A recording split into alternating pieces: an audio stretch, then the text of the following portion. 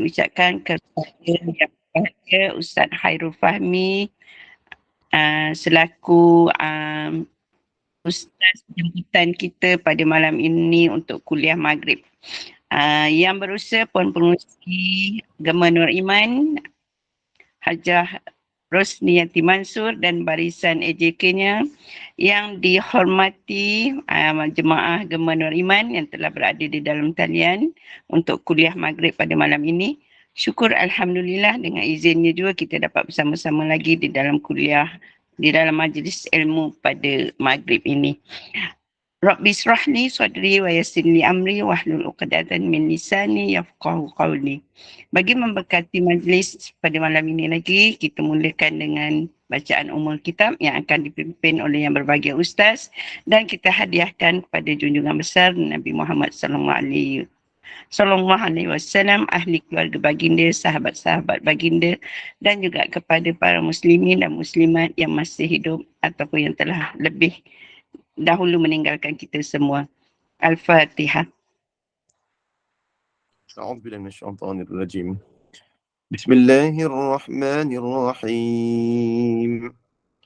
الحمد لله رب العالمين الرحمن الرحيم مالك يوم الدين إياك نعبد وإياك نستعين اهدنا الصراط المستقيم صراط الذين أنعمت عليهم غير المغضوب عليهم ولا الضالين.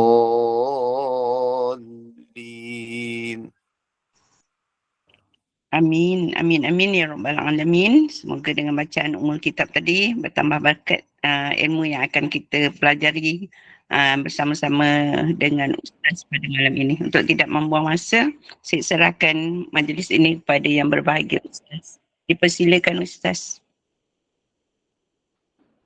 أعوذ بالله من الشيطان الرجيم. بسم الله الرحمن الرحيم.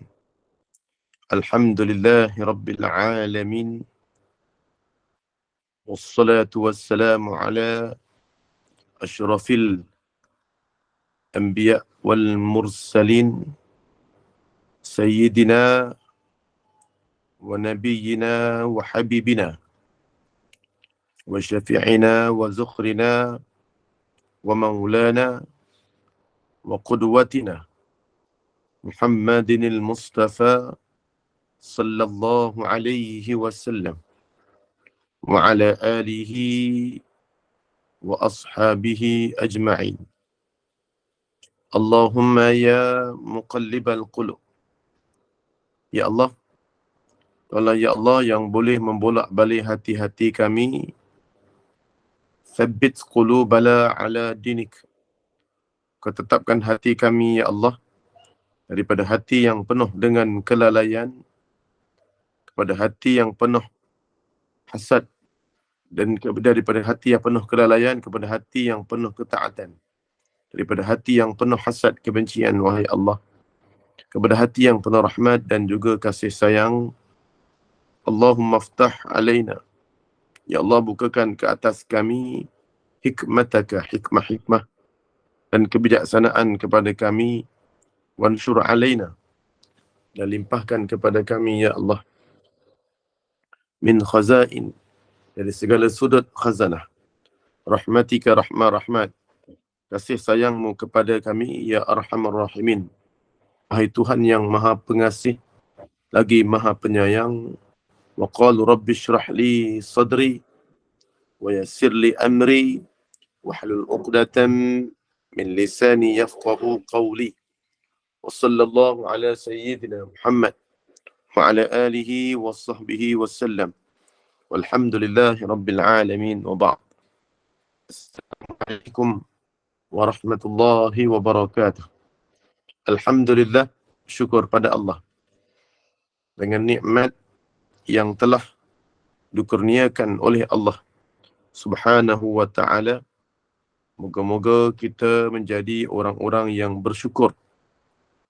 Moga-moga kita menjadi orang-orang yang dalam keadaan bertakwa pada Allah Subhanahu wa ta'ala. Alhamdulillah. Summa alhamdulillah, bersyukur sekali lagi kepada Allah. Dan seterusnya, bila kita menyebut kan, tentang perkataan yang sambungan pada yang lepas, iaitu ni hari ni pengakhiran, iaitu dalam bab hijrah, iaitu lepas kita masuk sampai Nabi berada di Gua Hira, gua sampai berakhirlah pada hari ini, insyaAllah. Episod yang ketiga, insyaAllah. Jadi bila mana menyebut tentang naik je Nabi berada di dalam Gua Sur, Nabi berada di Gua Sur tu, itulah sebenarnya puncak hijrah. Sehingga tempat yang dinamakan Gua Sur itu iaitu Kudai, daerah Kudai. Sehingga kerajaan hari ini Saudi meletakkan, orang Arab akan letakkan nama dia, orang tak panggil Kudai, orang panggil Hayyul Hijrah. Iaitu tempatnya, poin yang pertama sekali, kemuncaknya adalah poin iaitu disebut Hayyul Hijrah. Bermulanya hijrah Rasulullah. Kenapa? Kerana di situlah terdapat disebutkan pasrah dan redanya Nabi sallallahu alaihi wasallam. Pertama sekali, dalam atas tu Nabi pasrah. Sebab dalam surah At-Taubah, illa tansuruhu faqad nasarahu Allah idh akhrajahu alladhina kafaru thaniya ithnain idh huma fil ghar idh yaqulu li sahibihi la tahzan innallaha ma'ana. Ketika tu di dalam gua tak ada orang yang bantu, Allah bagi tahu kami yang bantu, yakni Allah. Dua orang iaitu Abu Bakar dan juga Nabi. Kemudian dalam keadaan di dalam mereka berdua di dalam gua, yang mana Abu Bakar adalah salah seorang di antaranya takut, risau. Dan Nabi SAW menyebut kepada sahabatnya dengan berkata, la tahzan innallaha ma'ana. Jangan sedih, jangan risau, jangan sedih, jangan bimbang. Innallaha ma'ana. Sesungguhnya Allah bersama dengan kami. Di sini, tidak ada lagi yang Nabi boleh buat, melainkan dalam keadaan pasrah, iaitu menyerah pada takdir.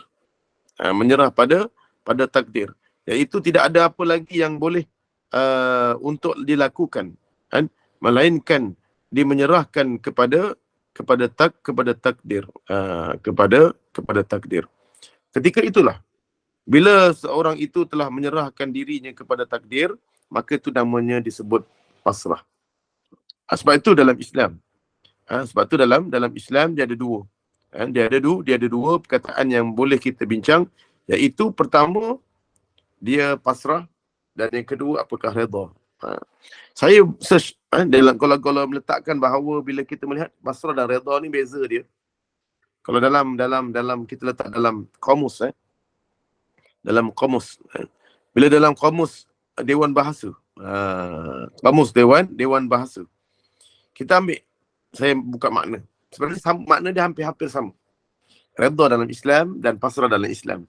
Itu bila kita meletakkan bahawa pasrah dan redha itu adalah dua perkataan yang tidak asing kita dengar. Dan terutamanya. Jadi apakah maksud dalam kamus Dewan Bahasa? Pustaka. Pasrah ni kita didefinisikan sebagai menyerah. Kenapa dalam bab Hudaibiyah dia letak bab redha? Dalam cerita kisahnya Gua Sur, Allah letak dalam bab pasrah. Kenapa? Sebab banyaknya dalam peristiwa hijrah, peristiwa dalam Gua Sur itu lebih kepada bab pasrah. Nabi tak boleh buat apa-apa. Nabi duduk dan Nabi doa je. Nabi tak boleh buat apa. Bila Abu Bakar takut, Nabi kata, la tahzan, innallaha ma'ana. Allah dia cuma letak kepada takdir, diserah pada takdir. Diserah pada takdir yang pada ketika itu menyerah diri atau jiwa terhadap sesuatu. Menyerahkan diri, maknanya pasrah ni menyerahkan diri atau jiwa kita ni terhadap sesuatu yang berlaku, menyerahkan kepada takdir. Tapi kali ini Nabi serahkan kepada Allah. Nabi serahkan kepada Allah. Hebat, Nabi serahkan kepada Allah Subhanahu wa taala. Jadi di banyak sebenarnya kalau kita tengok dalam ayat-ayat sangat banyak cerita tentang pasrah ni. Tetapi bagi mendalami maksud redha pula, dia kata apa maksud redha? Redha pula adalah dimaksudkan dengan penerimaan sesuatu terhadap sesuatu yang terjadi dengan ikhlas ataupun rela hati.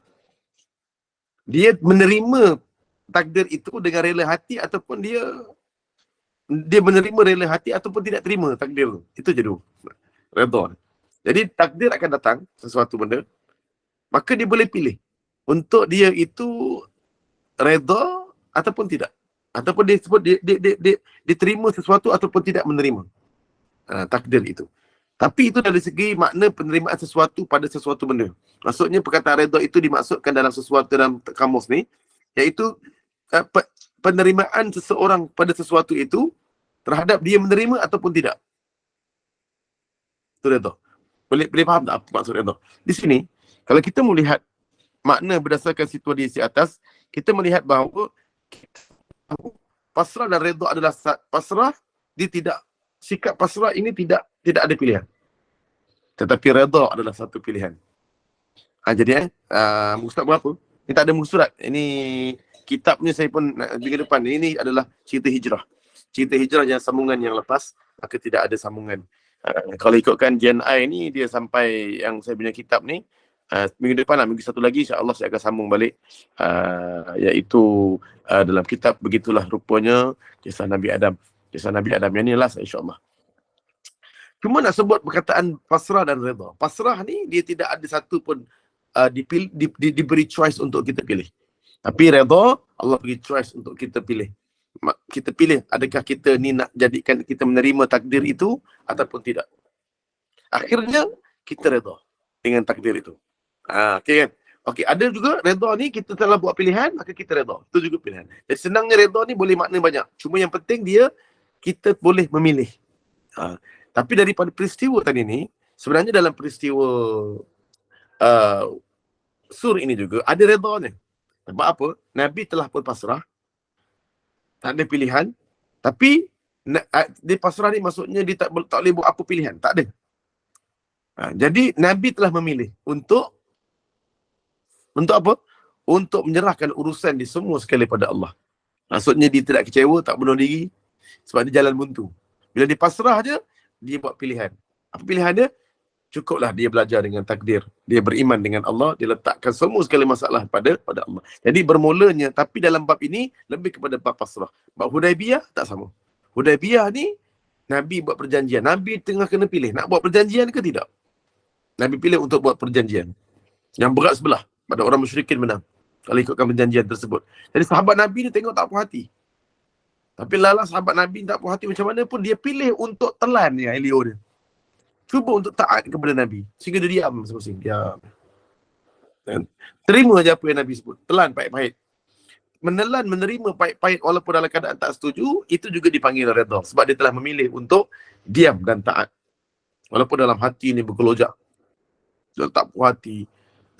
Sebab tu Nabi SAW wa ala alihi wa ashabihi ajma'in, ketika mana menyebut dalam satu hadis dari Nabi sallallahu alaihi wa ala alihi wa ashabihi ajma'in, dia kata bahawa barang sesiapa, dia maksudnya cerita ni kalau dalam hati saja. Siapa kat sini yang dalam hatinya terbuku satu benda, dia nak bercakap, tak bercakap. Jadi dalam hatinya dia bercakap satu benda.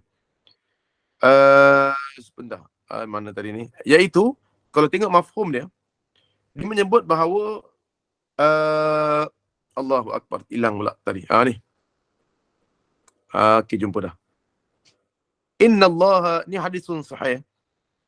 Dalam hadisun sahih, Inna Allah tajawaz li ummati amma haddasat bihi anfusaha. Allah memaafkan umatku. Allah, Nabi kata, Allah memaafkan umatku. Sesiapa saja. Atas bisikan jiwa dia. Jadi sesiapa yang sini bisikan jiwa dia. Dia kata, ya Allah, tak puas hati betul lah dengan Nabi ni. Aku tak puas hati betul dengan imam tu lah. Bila Puan Moda cakap gini, tak puas hati dengan Puan Moda. Dengan bonda Rosniati tak puas hati. Kena gaduh Rosniati pun tak puas hati dengan ini. Dalam hati je. Geram betul dengan ini. Geram betul, baik mati lagi baik dia. Kita dalam hati, terlintas. Ustaz ni dah lah handsome, lagak pula tu. Kan dalam hati je. Maka Allah memaafkan bisikan hati. Ini kita biasa buat. Bisikan hati kita. Tak siapa boleh halang bisikan hati. Bisikan hati dia. Kan? Ma lam takallam bihi au ta'mal bihi. Selama mana ucapan hati itu tidak diucapkan atau dikerjakan. Au kama qala. Atau kama qala rawahul Bukhari. Rawahul Bukhari. Hadisun sahih. Jadi semua manusia ada bisikan jiwa dia, bisikan hati dia. Siapa sini ada bisikan hati? Terbisik hati dia. Pergi rumah jiran, terbisik hati. Menyampang, betul lah, dia datang pula. Tak apa. Bisikan hati dia, Allah maafkan. Nothing else matter. Nothing else matter. Benda ni biasa kecil-kecil. Benda-benda, semua matter je lah. Pada Allah ni semua matter. Benda tak ada masalah. Masalah kecil.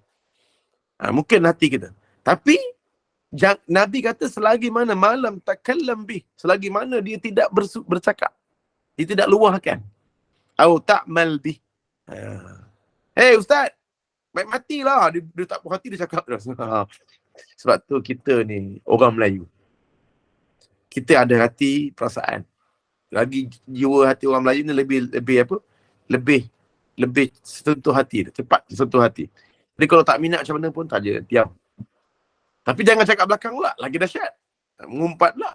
Baik diam, bukukan dalam hati, ngadu pada Allah. Ngadu pada Allah. Kalau tak puas hati satu benda, mungkin dia tak puas hatilah dengan Ustaz Khairul Fahmi. Jadi minta nombor telefon, okey, message. Ustaz. Ustaz. Ada kadang sahabat yang ibu-ibu kadang-kadang ada message. Ada Ustaz, saya tak setujulah Ustaz kata Bugis macam tu. Ustaz puji Jawa, lepas tu untuk Bugis. Itu satu benda tu. Itu tak puas hati. Kadang-kadang saya cakap minta maaf, saya pun gurau je. Sebab saya pun hidup di dalam kawasan Bugis. Saya hidup dalam kawasan jiran, saya Bugis. Saya punya dulu pernah bercinta pun dengan orang Bugis masa sekolah dulu. Tak ada masalah dengan orang Bugis. Jadi, dia beritahu dengan saya. Dia tak setuju, tapi dia tidak marah dalam keadaan itu, tapi dia terus mesej. Fa'idha faragta fansab. Kalau kita dalam keadaan Nabi kata bersabar ini, maknanya apa? Dia memilih untuk bersabar pada pukulan pertama. Waktu dia marah tu, dia diam. Tapi bila dah selesai, dah marah, dia ada diam dekat sejam 2 jam, baru dia luahkan. Luahkan mana? Secara baik. Jadi orang ni dinamakan bersabar. Bukan bersabar tak setuju dia. Ini bukan bersabar, ini penakut. Itu bukan bersabar, itu penakut. Orang yang bersabar ni bukan begitu. Saya baru pindah di Taman U lah. Dipindah di Taman U ni baru pindah saya pindah daripada Impian Mas, Bukit Impian. Bukit Impian ni tempat-tempat orang-orang yang ada pagar. Biasa saya duduk kat pagar, pagar. Tapi bila dipindah Taman U ni, kawasan ni ada anjing tu. Kiri kanan anjing. Tapi bila ada anjing, sebelah tu ada anjing yang dia letak kat luar. Anjing dia kat dalam. Jadi saya kata anjing kamu ni, anjing. Sebab anjing ni selalu saya tengok dia kejar budak-budak sekolah. Dia ngacau budak-budak sekolah. Jadi nak lalu tu susah. Anak saya nak pergi taman pun kadang-kadang dia macam digarang. Dia kata anjing ni jaga kawasan sini. Anjing ni jaga kawasan you. Jaga you bukan jaga kawasan ni. Dia jaga you. Dia kata memanglah dia keluar rumah dia tak ada benda, anjing tu okey. Memang dengan dia okey. Tapi budak-budak sekolah lalu jalan lain. Jadi saya terus takap dan dia tak puas hati. Tak apalah. Saya sabar juga sebulan. Jadi saya cakap dengan dia macam tu kita ni lah. Tak boleh ni sebab tak ada ikat mulut. Jadi dia kata tadi kalau macam tu saya akan telefon dengan majlis bandaraya ataupun perhilitan. Dia tiba-tiba jumpa saya esoknya, boleh tak nanti kerja bos? Saya bincang dengan suami dia. Macam mana? Saya cakap tak apa, ni tak ada masalah, cuma ganggulah kawasan sini. Malam-malam dia bising lah. Okey, tu je. Akhirnya dia minta maaf dengan saya, dia keluar. Benda ni, jiran-jiran bila saya jumpa dengan makcik ada sebelah, mereka cik, makcik tu macam, itulah ni anjing ni, itulah anjing tu dah lama dekat setahun. Hoi, gini. Makcik-makcik tu sebenarnya dia duk ngumpat kiri kanan dengan orang sana. Dia tak setuju dengan anjing tu. Tapi mana tindakan? Cakap. Jadi saya ni bila dengar bertindak. Saya pergi datang rumah orang tu bertindak. Bertindak ni jangan waktu tengah marah, jangan. Bertindak waktu tengah kita marah tu jangan buat. Tengah kita tenang pada bulan pertama, kedua, baru kita fa'idha faraghta, bila kita selesai buat satu perkara, setelah bersabar, maka fansab, maka barulah kita lakukan.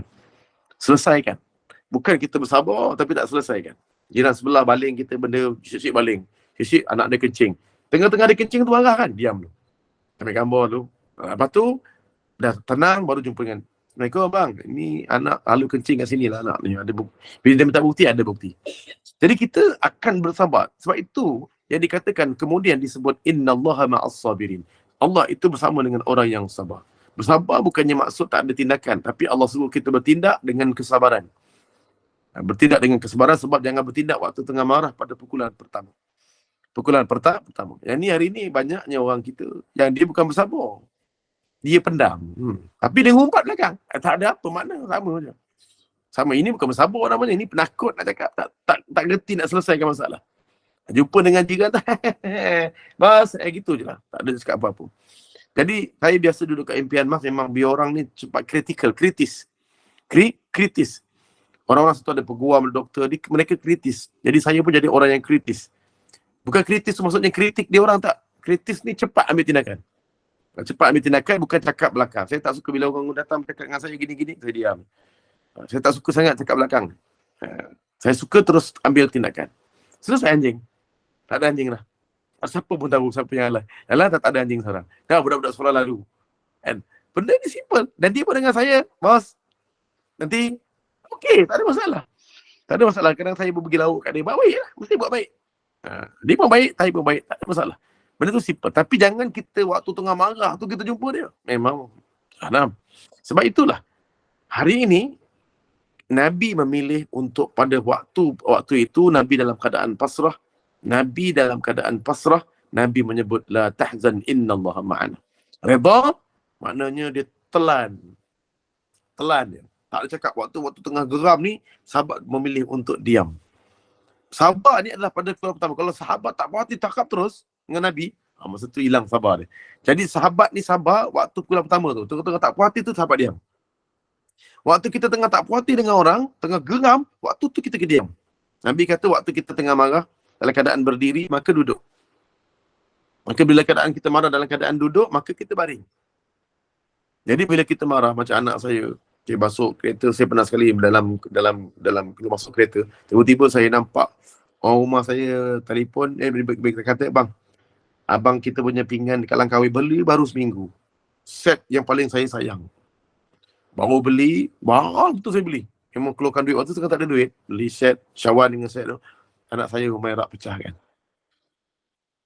Tarik pecah. Baru balik. Hampir 2-3 hari. Pecah. Saya balik dari masjid. Saya tengok pecah. Saya marah betul lah. Saya memilih untuk, nak panggil tak? Tak payah. Abang masuk bilik. Saya masuk bilik, saya tidur. Saya baring. Marah betul. Tapi saya memilih untuk tidak jumpa. Sebab saya ada pengalaman sebelum ni jumpa anak. Apa buat? Saya terus angkat tangan. Jadi saya waktu tu memang marah. Bila saya marah, saya masuk bilik nyorok. Tutup. Dan saya terus tidur. Bangun sampai subuh esok. Kalau tu tidur. Sampailah esok. Esok pagi lepas dia pun dah bangun. Merak ni. Malam tadi buat apa? Jadi by step jumpa dia dalam keadaan saya dah dalam keadaan pukulan kedua. Bukan pukulan pertama. Marah dalam pukulan pertama tak. Pukulan pertama saya tak nak jumpa dia. Tapi selesai pukulan kedua, saya baru bertemu dengan dia. Fa'idha faraghta, selesai kita bersabar, kita jumpa.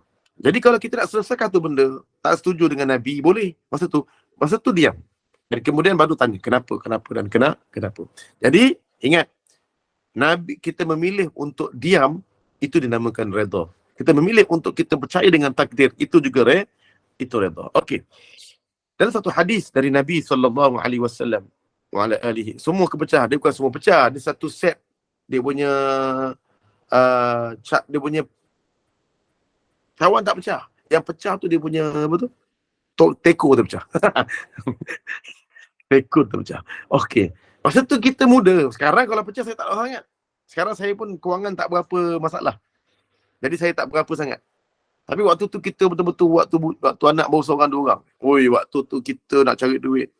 Bukan senang. Bukan senang. Sebab tu makcik-makcik ni bila dia punya pecah pinggan dia diam je. Cuba dulu waktu dia muda. Kalau pecah macam mana? Waktu tengah duit sikit. Jadinya, waktu tu nak cakap sebut apa, bila kita dalam keadaan pasrah, Nabi menyebut la tahzan innallaha ma'ana. Dalam kalimah Nabi SAW, dalam hadis Nabi SAW,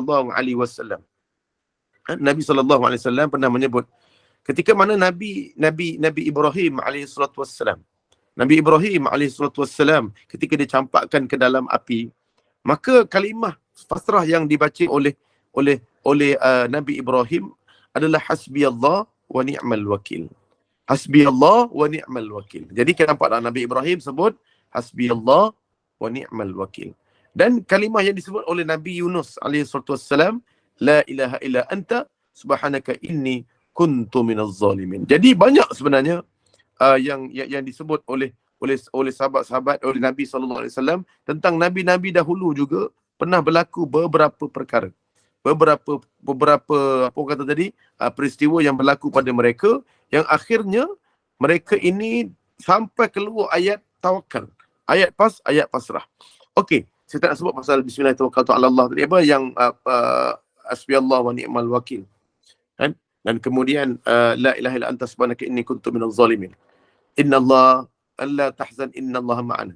Cuma ada satu ayat bila kita belajar untuk redha, untuk redha yang Nabi pernah sebut, kan, satu hadis yang sahih dari Nabi sallallahu alaihi wa ala alihi wa ashabi ajma'in. Dia kata bila dalam keadaan manusia ni, dalam keadaan dia barang siapa yang dia ini telah pun berlaku sesuatu perkara yang dia tak suka, kan, dia tak suka, maka bila dia tak suka tu maka dia pun menjawab qadarullahi wa ma syaa fa'ala. Maksudnya Nabi kata, sesungguhnya Nabi sangat-sangat kata, janganlah sekira-kiranya kamu berkata terjadi sesuatu yang engkau tidak suka, maka kita kata lau inni fa'altu kada wa kada. Sekiranya kalaulah aku tadi tak berbuat begini, maka tidak akan begini.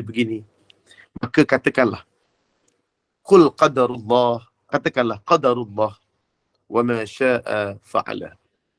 Maka ketika itu kataan syaitan itu syaitan tidak akan boleh terbuka, perkataan itu tidak boleh membuka kepada fitnah syaitan. Okey. Contoh.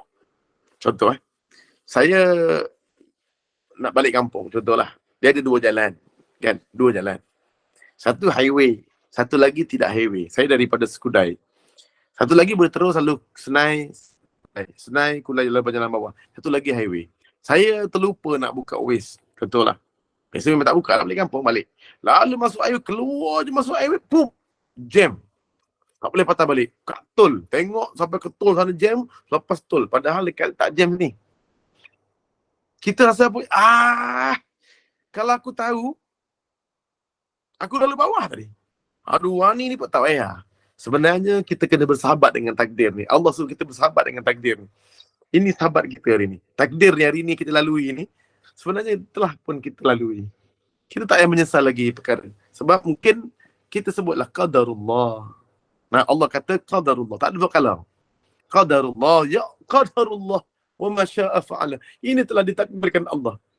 Wa ma syaa fa'ala. Ini semua adalah apa yang dikehendaki oleh Allah. Yang semua adalah perkara yang telah Allah lakukan. Allah telah takdirkan kepada kita. Baru ketika itu Allah bersama dengan kita. Jadi Allah redha kat kita. Sebab kita cuba untuk redha. Cuba untuk pilih untuk serah pada takdir. Maka ketika itulah kita pasrah lah. Nah, ni pasrah. Tak ada apa-apa nak buat. Memang tak ada pilihan. Memang tak boleh patah balik. Memang inilah jalannya, pasrah. Tapi kita boleh pilih satu benda. Iaitu kita boleh pilih untuk redha.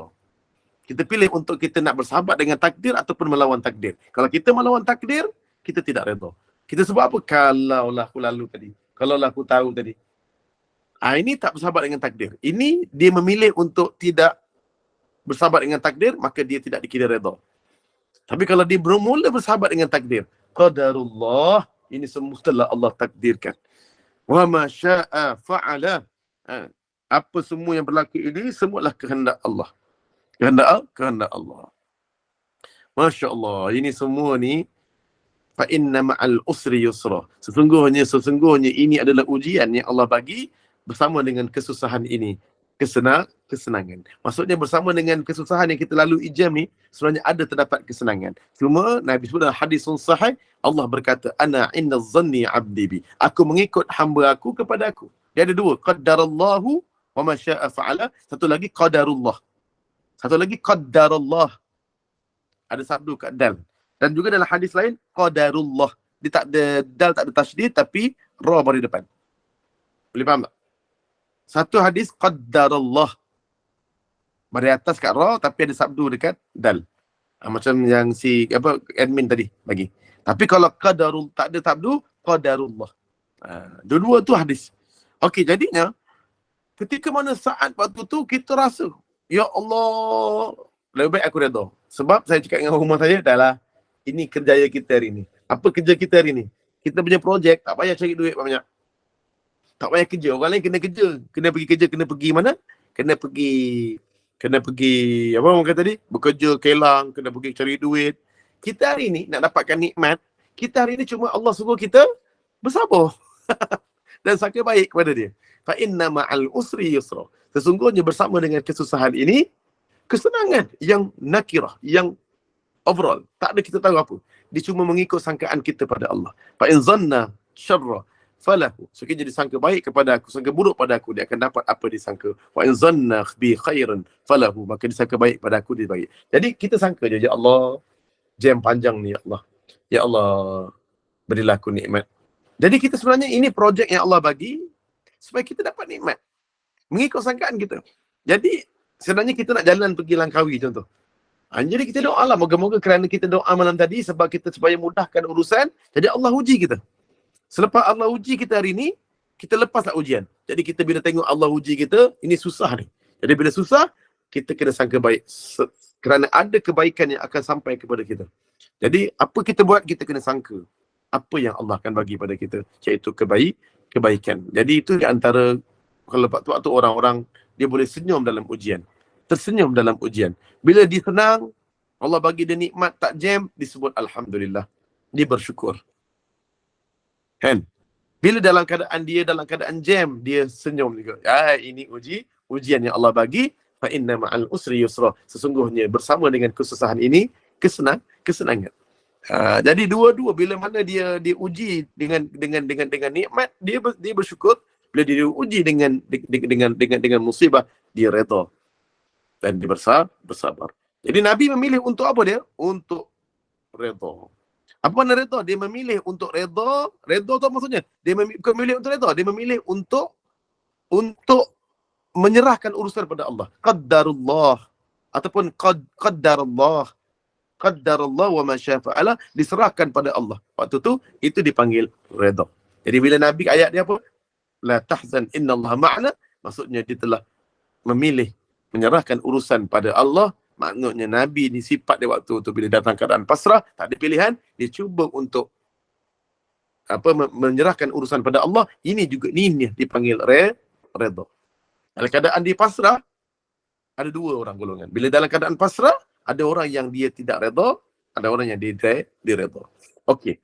Ingat, pasrah tidak ada pilihan. Redha terdapat pilihan. Jadi wallahu a'lam. Sedikit tu banyak antara benda-benda yang boleh kita sebut. Yang biasa saya pun bila masuk 40 ni baru saya belajar benda ni. Dulu saya belajar benda ni, tapi saya tak boleh amal. Tapi bila dah umur 40, keyakinan akidah tu, bila kita belajar macam mana cari duit, macam ini, macam ni, baru saya belajar erti sebenarnya redha tu menenangkan hati.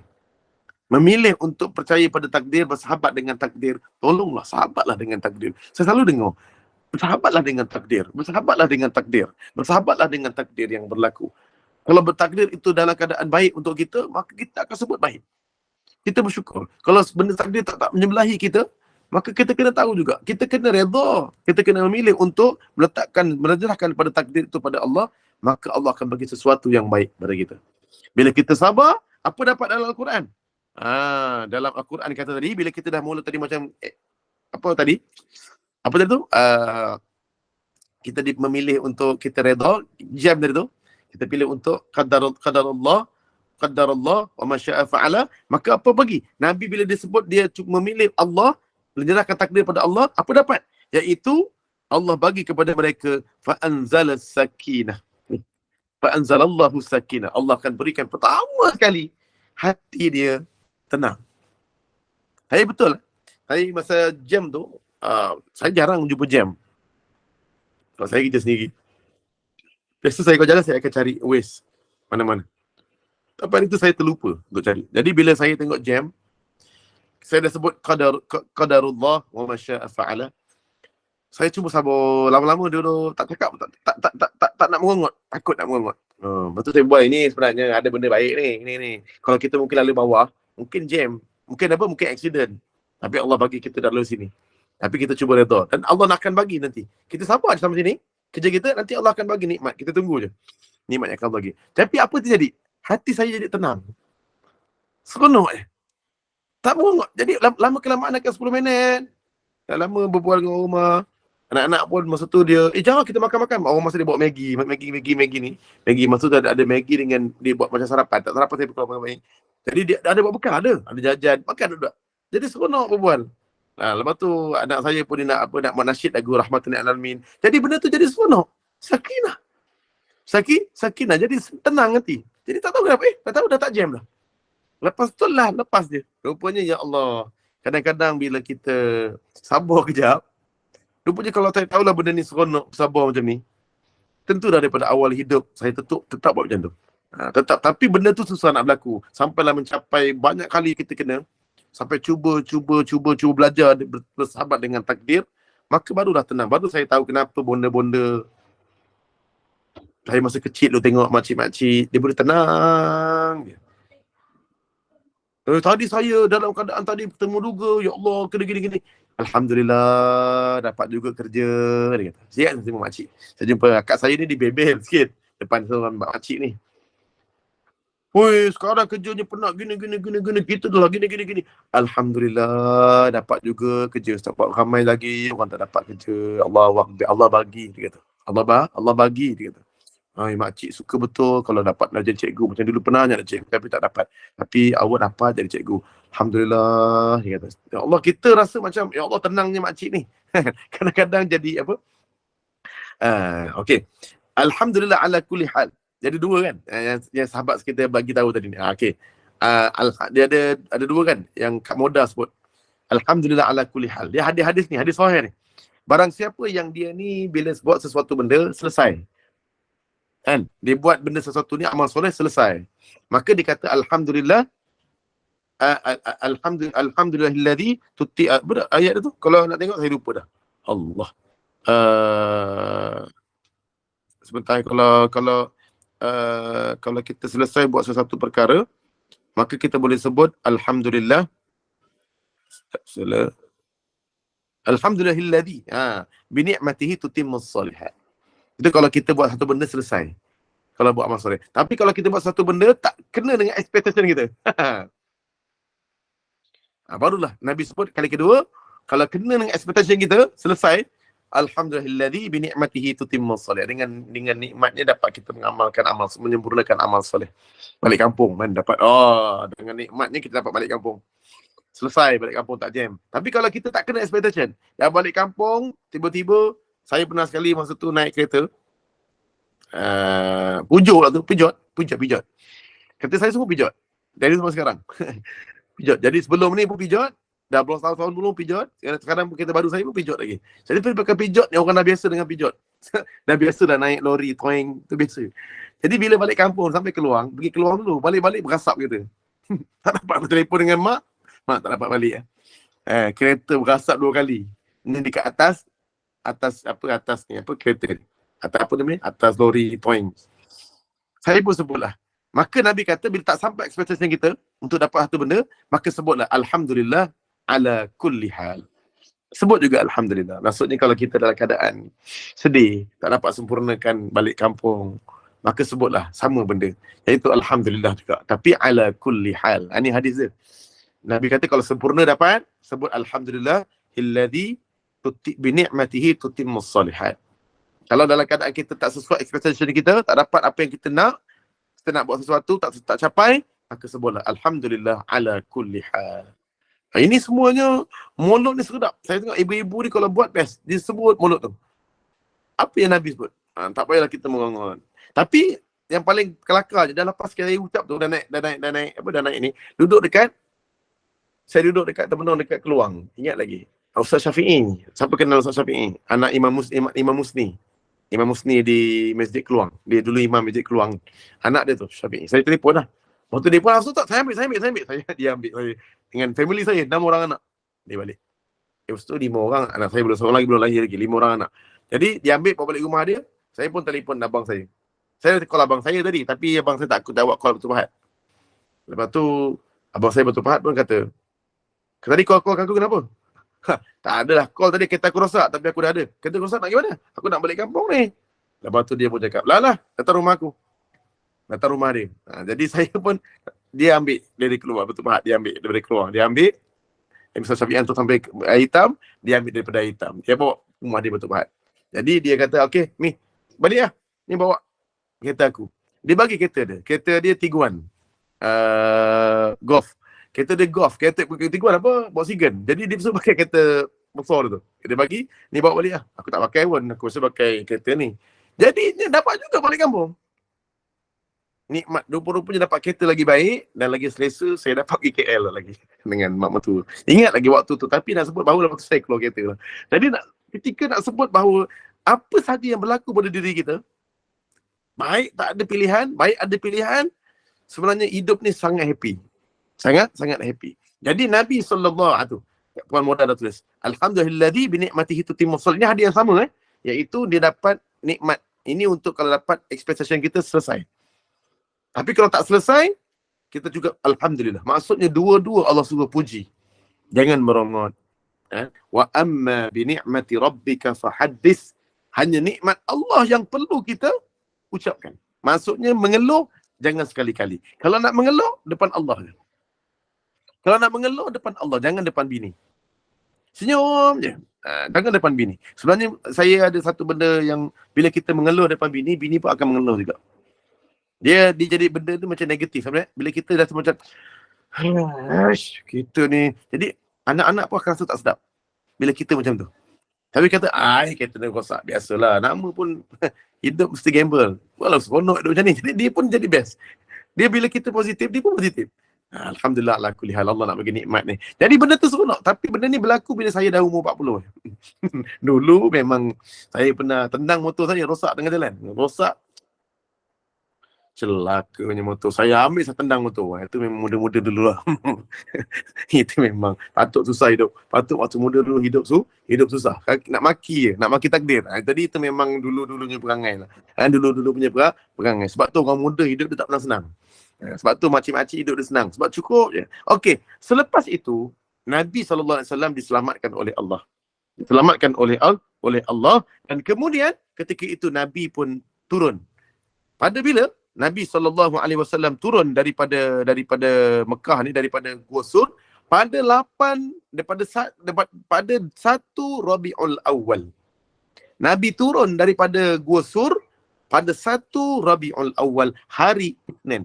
Nabi Abu Bakar ni dah minta dia punya hamba dia, iaitu Amir bin Fuhairah, untuk bawa beberapa ekor unta, antaranya untuk Nabi satu, untuk Rasulullah satu, untuk Abu Bakar satu.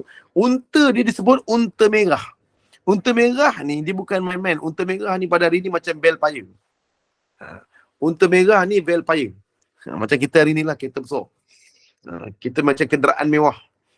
Jadi Nabi ni ada ni. Jadi disebut para ulama yang bawa memandu jalan-jalan untuk pergi ke Madinah adalah Abdullah bin Uraiqid, seorang yang disebut oleh Abu Anas Madani, iaitu dalam kitab perjalanan hijrah oleh Dr. Abdul Basit Abdul Rahman. Kalau orang Kelantan kenal lah. Dr. Abdul Basit Abdul Rahman, dia pondok Durian. Apa nama pondok tu? Saya lupa nama Dr. Abdul Basit punya pondok. Saya tak pernah pergi lah. Saya macam nak pergi sana je. Antara orang yang saya selalu dengar kuliah dia.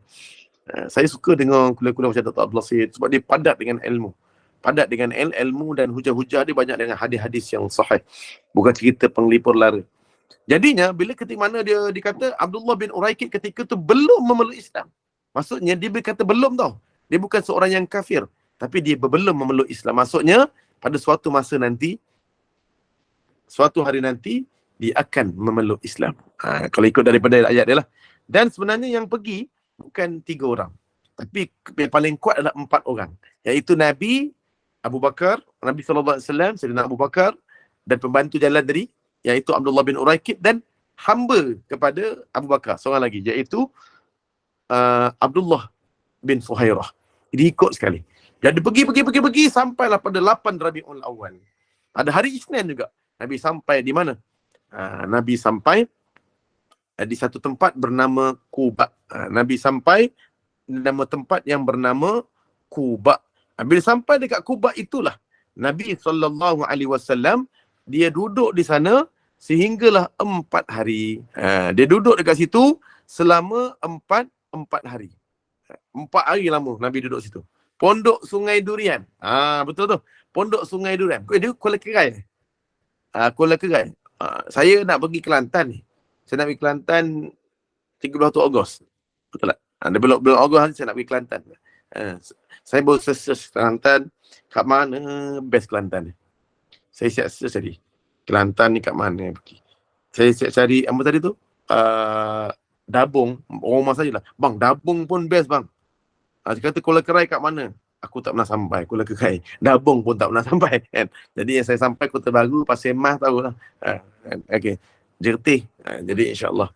Lagilah Pondok Sungai Durian kat Kuala Kerai yang saya pun tak tahu. Kalau Kuala Kerai tu jalan nak pergi ni kan. Jalan nak pergi ke Gua Musa. Kan Gua Musa? Betul tak? Agaknya lah. Saya pernah pergi sampai Gua Musang tapi bukan daripada Kuala Kerai. Saya pergi daripada KL. KL, Sungai Lipis, terus Gua Musang. Lepas tu suruh pergi ke Cameron Highland. Saya tak pernah masuk. Jadi Kelantan jarang-jarang sangat saya pergi. Walaupun dulu belajar Kelantan tapi jarang berjalan ke Kelantan. Okey, jadinya tempoh Nabi berada di Quba selama 4 hari. 4 hari. Jadinya kerana Nabi SAW dikata tapi ada yang Nabi kata dalam satu hadis menceritakan apabila Nabi SAW tiba di Madinah, maka Nabi singgah di suatu kawasan yang tinggi di Madinah, iaitu perkampungan yang dinamakan Bani Amr bin Auf. Nabi menetap di situ selama 14 malam. Lagi dalam riwayat. Macam mana tu? Maksudnya, kalau kita tengok bahawa diceritakan tempoh Nabi ni, dia duduk kat situ selama 14 malam, itu hadis rawahul Bukhari dan Muslim. Jadinya, ada juga Nabi SAW menyebut Nabi bermukim di Bani Amr bin Auf selama 14 malam dan baginda mengasaskan Masjid Quba. Masjid Quba merupakan masjid yang pertama diasaskan selepas kenabian. Kalau tengok Zad al-Ma'ad, makanya banyak juga yang mengatakan pendapat pertama 14 hari. 14 hari, bukan 4 hari. Bukan 4 hari. Tapi riwayat yang mengatakan bahawa Nabi yang paling kuat adalah selama 4 malam. 4 malam yang disebut oleh Rahikul Makhtum. Dan juga merupakan pendapat Ibnu Ishaq di dalam sirah Ibnu Hisham. Jadi Rahikul Makhtum menyatakan bahawa semasa di Quba baginda menetap selama 4 hari, iaitu hari Isnin 8 Rabiul Awal, hari Selasa 9 Rabiul Awal, hari Rabu 10 Rabiul Awal dan hari Khamis 11 Rabiul Awal, dan kemudian Nabi menetap di sana Isnin, Selasa, Rabu dan Khamis. Di sanalah Rasulullah mengasaskan Masjid Quba dan mendirikan salat di dalamnya. Kemudian Al-Mubarakfuri mengulas perkara ini pada bahagian nota kaki dengan menyatakan fakta ini berdasarkan kepada riwayat Ibnu Ishaq, inilah pendapat yang dipilih oleh Mansur Furi, ulama-ulama yang besar. Ulama-ulama yang besar. Tapi namun dalam Sahih Bukhari turut dijatakan bahawa beberapa pendapat lain seperti 24 malam. Kalau bukan dalam hadis Bukhari juga, ada kata 24 malam. Ada yang kata lebih 10 malam. Ada yang mengatakan 14 malam. Pendapat terakhir iaitu 14 malam telah dipilih oleh Ibnu Qayyim rahimahullahu ta'ala. Jadi banyaklah. Tapi walau bagaimanapun Ibnu Qayyim juga menjelaskan baginda singgah di Quba pada hari Isnin dan bertolak pada hari Jumaat. Justru, tapi yang paling penting sekali Nabi gerak pergi Madinah daripada Masjid Quba hari Jumaat. Itu tepat. Cuma dia beza di 4 hari ke 14 hari. 4 hari ke 14 hari. Jadinya, dia yang pentingnya, dikata itulah antara, tapi tak ada apa-apa lah. Ini cuma perbezaan pandangan saja. Perbezaan pandangan. Allahu'alam bishawab. Tapi nak sebut bahawa tak semestinya duduk 4 hari. Kita dengarkan 4 hari kan? Sebenarnya tak semestinya 4 hari. Sebab Ibnu Qayyim sendiri dibawakan hadis Sahih Bukhari yang begitu banyak menceritakan 14 hari. Dalam Bukhari juga sebut 24 hari. Dalam hadis yang sama juga disebut sebagai 10 hari. Jadi wallahualam. Wallahualam. Sebenarnya tak penting. Hari ni tak penting. Yang paling penting sebenarnya adalah bagaimana ibrah yang dapat diambil daripada peristiwa Quba. Peristiwa Quba. Jadi Nabi SAW. Okey. Jadi Nabi kat situ selama katakanlah kita ambil pandangan yang paling kuat di Malaysia iaitu 4 hari. Okey. Lepas tu Nabi gerak pada hari Jumaat, Nabi bergerak pergi ke Madinah dan singgah satu tempat disyariatkan Jumaat. Dan Nabi pun solat Jumaat di sana. Bila Nabi solat Jumaat di sana, sekarang ni namanya Masjid Jumaat. Sebab tu kalau daripada Quba nak pergi ke Masjid Nabawi akan lalu Masjid Jumaat. Sekarang dibinakan Masjid Jumaat untuk menghormati tempat pertamanya solat Jumaat. Dan kemudian Nabi terus pergi ke Mekah dan sampai di Madinah dan Nabi SAW telah pun dia telah pun memilih satu tempat untuk membina Masjid Nabawi dan pada waktu itu adalah pada hari Jumaat lepas Nabi sampai di sana pada 12 Rabiul Awal pada hari Jumaat, insya-Allah. Wallahu a'lam bissawab. Selesai saya punya cerita, sampailah Nabi berada di sana. Jadi insya-Allah itu di antara sedikit cerita tentang hijrah Nabi SAW. Sutera air dekat pondok tu ada nasi kerabu Sahur. Nabi nasi kerabu Sahur. Macam nak pergi juga kan. Nak try tengok-tengok. Seronok juga tu. Okey, insya-Allah. Pergi Kelantan mesti nak kena nasi kerabu. Okey, insya-Allah. Okey, ada mungkin persoalan?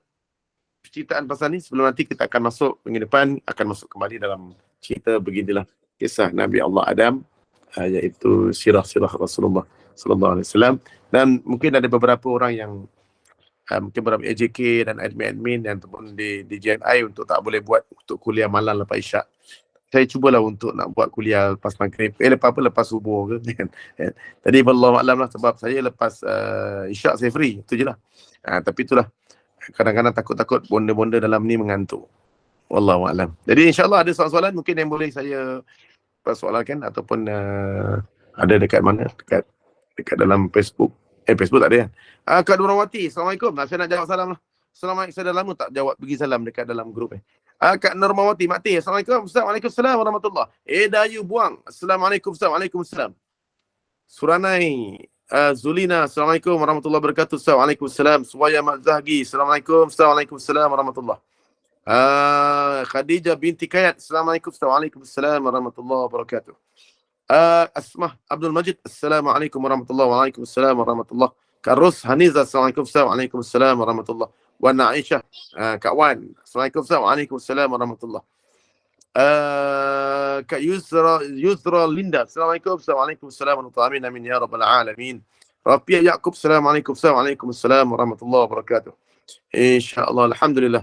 Okey, insyaAllah. Jika tidak ada apa-apa, lagi mungkin pertanyaan pun dah tak ada sebab tak ada soalan apa-apa sebab ni sirah je. Jadi insya-Allah kita baca al-Mulk ataupun bagaimana admin? Mau Ustaz baca Okay, insya-Allah. Boleh. Okey. Kita insya-Allah kita baca al-Mulk. Okey, sebelum kita al-Mulk itu kita macam biasa kita beristighfar dulu 10 kali. Semoga Allah memberikan keampunan kepada kita insya-Allah. Lepas tu baru boleh baca Fatihah dan seterusnya adalah bacaan al-Mulk. أستغفر الله رب البرايا أستغفر الله من الخطايا أستغفر الله رب البرايا أستغفر الله من الخطايا ربي زدني علما نافعا ووافقني عملا مقبولا ووهب لي رزقا واسعا وتوب علي توبة نصوحا وتوب علي توبة نصوحا أستغفر الله رب البرايا أستغفر الله من الخطايا أستغفر الله رب البرايا أستغفر الله من الخطايا ربي زدني علما نافعا ووفقني عملا مقبولا ووهب لي رزقا واسعا وتوب علي توبة نصوحا وتوب علي توبة نصوحا أستغفر الله رب البرايا أستغفر الله من الخطايا. الفاتح. أعوذ بالله من الشيطان الرجيم. بسم الله الرحمن الرحيم. الحمد لله رب العالمين الرحمن الرحيم مالك يوم الدين إياك نعبد وإياك نستعين اهدنا الصراط المستقيم صراط الذين أنعمت عليهم غير المغضوب عليهم ولا الضالين.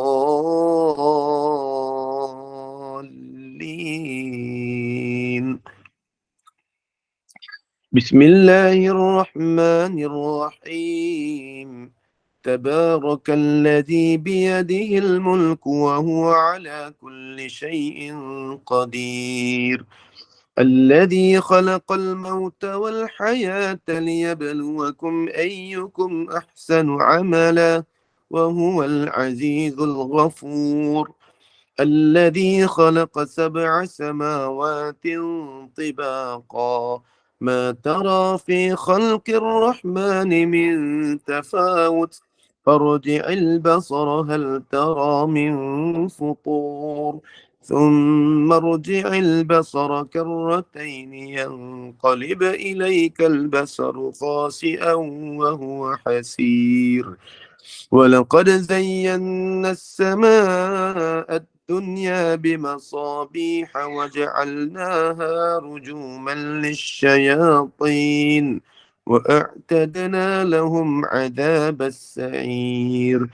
وللذين كفروا بربهم عذاب جهنم وبئس المصير إذا ألقوا فيها سمعوا لها شهيقا وهي تفور تكاد تميز من الغيظ كلما ألقي فيها فوج سألهم خزنتها ألم يأتكم نذير قالوا بلى قد جاءنا نذير فكذبنا وقلنا ما نزل الله من شيء إن أنتم إلا في ضلال كبير وقالوا لو كنا نسمع أو نعقل ما كنا في أصحاب السعير فاعترفوا بذنبهم فسحقا لأصحاب السعير إن الذين يخشون ربهم بالغيب لهم مغفرة وأجر كبير وأسروا قولكم أو اجهروا به إنه عليم بذات الصدور ألا يعلم من خلق وهو اللطيف الخبير هو الذي جعل لكم الأرض ذلولا فامشوا في مناكبها وكلوا من رزقه وإليه النشور أأمنتم من في السماء أن يخسف بكم الأرض فإذا هي تمور أم أمنتم من في السماء أن يرسل عليكم حاصبا فستعلمون كيف نذير ولقد كذب الذين من قبلهم فكيف كان نكير أولم يروا إلى الطير فوقهم صافات ويقبض ما يمسكهن إلا الرحمن إنه بكل شيء بصير أمن هذا الذي هو جند لكم ينصركم من دون الرحمن ينصرون إلا في غرور أمن هذا الذي يرزقكم إن أمسك رزقه بل لجوا في عتو ونفور أفمن يمشي مكبا على وجهه أهدى أمن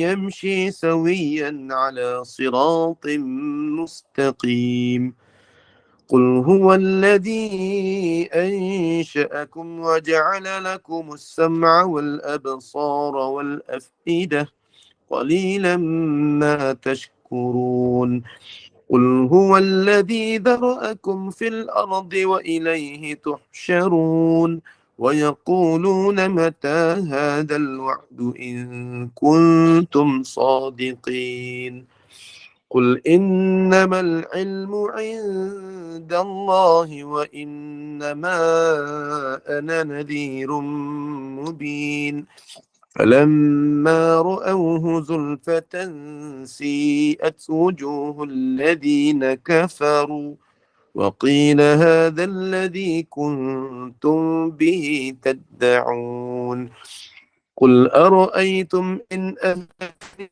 الله ومن معي أو رحمنا فمن يجير الكافرين من عذاب أليم قل هو الرحمن آمنا به وعليه توكلنا فستعلمون من هو في ضلال مبين قل أرأيتم إن أصبح ماؤكم غورا فمن يأتيكم بماء معين الله رب العالمين صدق الله العظيم أعوذ بالله من الشيطان الرجيم بسم الله الرحمن الرحيم اللهم ارhamna bil Quran rahmatilah kami dengan Al-Quran yang kami baca pada malam ini waj'alhu lana imaman wa nuran wa hudan wa rahmatan wa shifaan. Jadi kalau Al-Quran yang kami baca pada malam ini sebagai imam ikutan kami ya Allah, sebagai rahmat kasih sayangmu kepada kami, sebagai hidayah petunjuk kami ya Allah, sebagai rahmat sebagai rahmat kasih sayangmu kepada kami ya Allah, sebagai syifa dan penawar bagi penyakit-penyakit yang kami hadapi wahai Allah. Allahumma dhakkirna minhu ma nusina, di saat mana kami dilupakan, di saat mana kami dilekakan ya Allah, Engkau selalu ingatkan kami untuk kami dapat selalu membaca dan mendampingi Al-Quran. Di saat mana kami malas, Engkau rajinkanlah kami. Wa'allimna minhu ma jahilna, di saat mana kami jahil, ajarkanlah. Di saat mana kami tidak faham, fahamkanlah. Di saat mana kami tidak pandai, wahai Allah, Engkau pandaikanlah kami membaca Al-Quran. Warzuqna, dan berikan kepada kami rezeki ya Allah, tilawat suratul Mulk, untuk kami dapat membaca surah Al-Mulk ini fi kulli laylah, pada setiap malam ya Allah. Warzuqna, dan berikan kepada kami rezeki tilawat suratul Kahfi, untuk kami dapat membaca suratul Kahfi fi kulli yaumil jumu'ah ya Allah. Warzuqna, dan berikan kepada kami rezeki dan juga kesempatan ya Allah, tilawatul Quran, untuk kami dapat membaca Al-Quran ana al-laili wa atrafan nahar, di sepanjang malam dan siang. Waj'alhu lana hujjatan wa syafa'atan, dan jadikan Al-Quran yang kami baca ini sebagai hujjah kepada kami dan juga syafaat kami ya Allah di saat mana kami berada di dalam kubur ya Allah, dan juga syafaat kami ya Allah saat mana kami berada di yaumil mahsyar ya Allah ya rabbal alamin. Wa sallallahu ala sayyidina Muhammad wa ala alihi wa sahbihi wa sallam. Walhamdulillahi rabbil alamin. Taqabbalallahu minkum minna wa minkum taqabbal ya karim.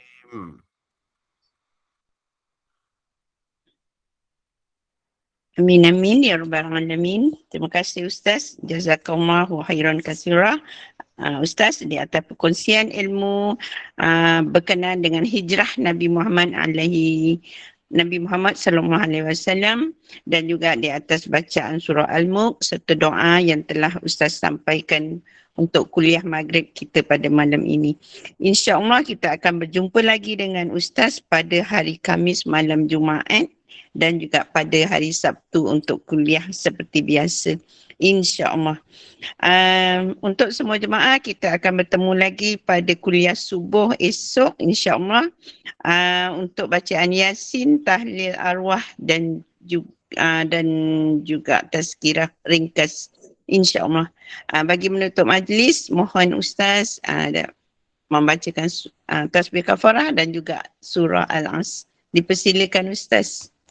Subhanakallahumma wa bihamdika asyhadu an la ilaha illa anta astaghfiruka wa atubu ilaik. Bismillahirrahmanirrahim. Wal 'ashr innal insana lafi khusr illa alladhina amanu wa 'amilus solihat wa tawassaw bil haqqi wa tawassaw bis sabr. Shadaqallahul 'azim. Aqulu qawli hadha wa astaghfirullahal 'azim li wa lakum wa lisa'iril muslimina wal muslimat wal mu'minina wal mu'minat. Assalamu alaikum warahmatullahi wabarakatuh. Baik.